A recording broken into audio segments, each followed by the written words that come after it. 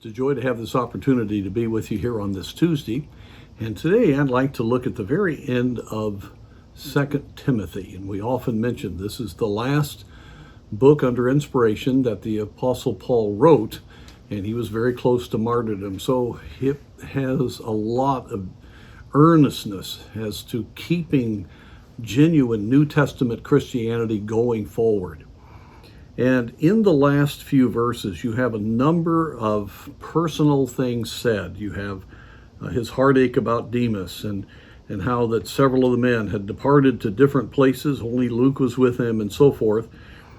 And then he comes down to verse 16 after talking about how Alexander the coppersmith had really caused problems for him.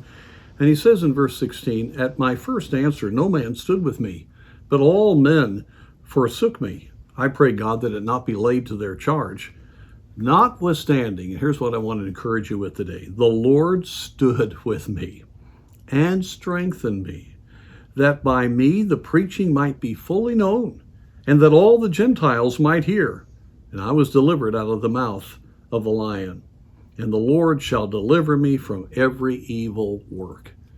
A couple of things I want to point out here is that there were times that Paul really did feel alone.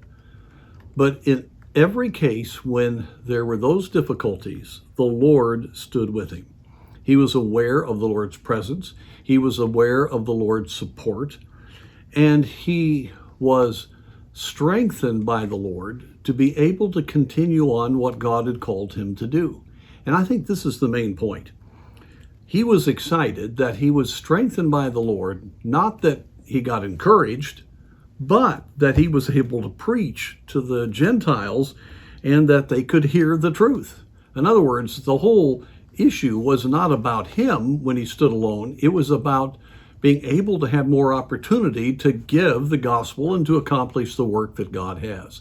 You know, when we're focused on God's work, when we're focused on doing what God wants, we will have, even in some of the difficult times, we will know the presence of God, we will have his strengthening, and he will honor our desire to serve him. But if we're all about ourselves and feeling very much sorry for ourselves, having a pity party, well, we're not going to get much comfort at that time. God will help us, but even when we're feeling alone, when we're determined to do what God wants us to do, that's where you'll meet the Lord. And it's so interesting, at the end of this verse, he says, "And God also delivered me out of the mouth of the lion." It's almost a side thought.